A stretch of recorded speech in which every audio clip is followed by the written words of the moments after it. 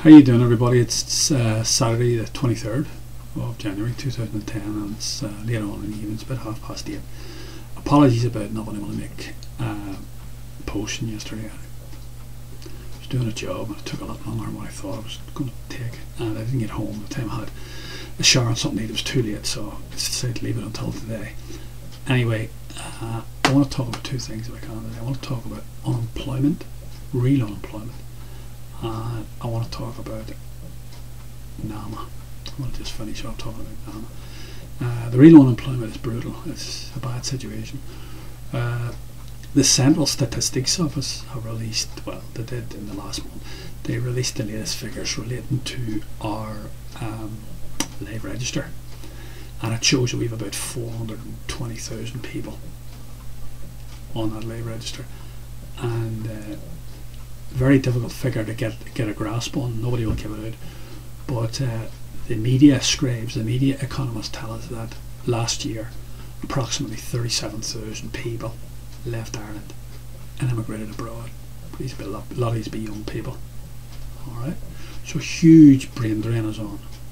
Okay, because a lot of these people that would have left the country would be reasonably well educated people with degrees, or people with sort of technical diplomas and things like that, HNCs and HNDs and all that sort of stuff. Okay, so that's what you're talking about. You're talking about pretty well qualified people.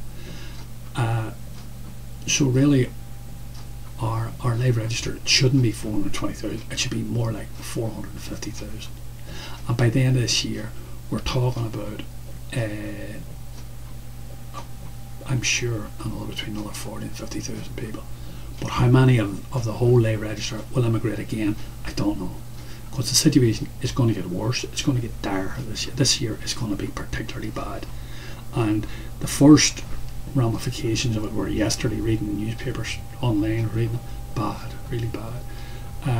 320 people will lose their jobs. That was Debenhams, 170 people. English Retail Store, 170 people gone. And Ryanair cutting back on its workforce in Dublin, 150 people. And then on top of that, Cleary's and Guineas cutting their staff salaries back by 20%. In other words, you work for 5 days but you only get 4 days pay. The only good news, so all really bad news. This is not over a 1 day period. It's over a 1 day period. Like, it's colossal stuff. You couldn't extrapolate this out over a year, because it would just be like, you couldn't do that. But it just augurs badly for the future, really badly. The only bright sort of spark out of it was PayPal are going to employ 100 people. So at least that's a small offset against it. But the whole thing is just really bad. And just when you see the figures, just try and understand that these are not just figures. These are families. These are all human beings with like responsibilities and dependents, and the social implications of all this are just colossal, are just tremendous. So when these middle class people that I have to deal with on an ongoing basis, when they snub me when I try and raise it, I respond very badly to it. I really do. I don't like it. I can snub them back real quick. But anyway, the next thing I just want to talk about is I want to talk about NAMA, and I want to talk about Dr. Alan Ahern. And Dr. Alan Ahern, he seems a nice fella. He's a 42, 43-year-old man, and he was, up until a few months back, until about a year ago, he was a lecturer in economics in one of the Western colleges. I think it was either Limerick or Galway. I don't know which one it was. It's an irrelevancy. But before that, he'd spent 6 or 7 years as the right-hand man of Professor Alan Greenspan, and we all know that Alan Greenspan is the big architect, the international architect for the debacle that we find ourselves in. He was into deregulation and corporatism on a huge scale, and the market is all powerful. The market can't go wrong. The market will solve everything, and we know that the market, we know what's happening. I don't want to use expletives. Just the market is not what he said. The market is as fallible as anything else. And the bottom line of it is, we see the situation that we're in today as a result of that theory that he put out. And he is a seriously discredited man now. He used to be quoted all over the place, and he was a wonderkind of economics. Not so anymore. Not so anymore. His theory was put into the frying pan and tested. It came up, thumbs down, no use. So Alan Ahern is now Brian Lenihan's right hand man. Lenihan's not well, so they had to put Alan Ahern up front. I'd say he earns 10 grand a week easily. Must earn 10 grand. The guts, he'd earn the guts of 10 grand a week, maybe 8 or 10 grand a week. Okay, huge sums of money he earns. It's not possible to find out how much he earns.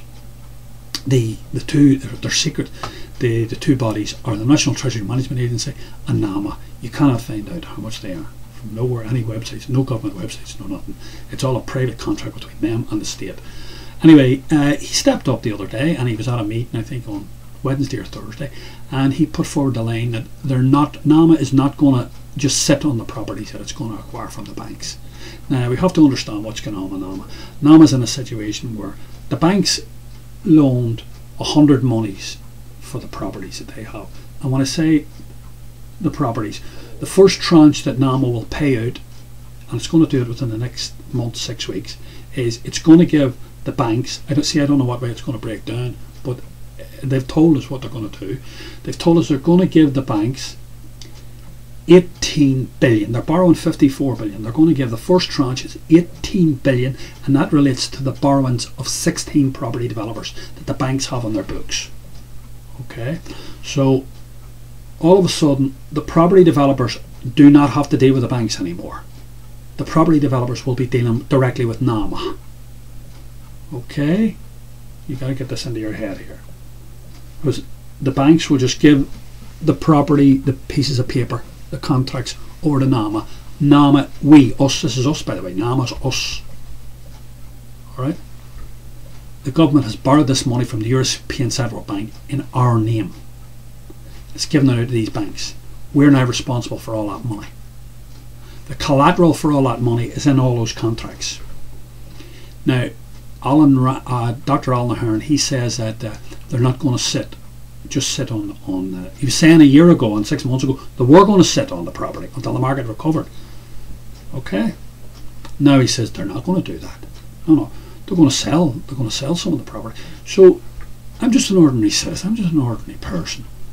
Dr. Alan Ahern, you're obviously a highly intelligent economist, but you must work off a different set of mathematical parameters than I do.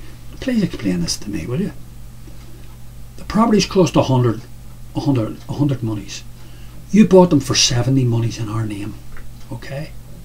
Now there's actually three types of property, but essentially it's only two, and one is an addendum to the other. There's private residential property, and there's commercial property, and then there's just real estate, just blank real estate, greenfield property. Okay?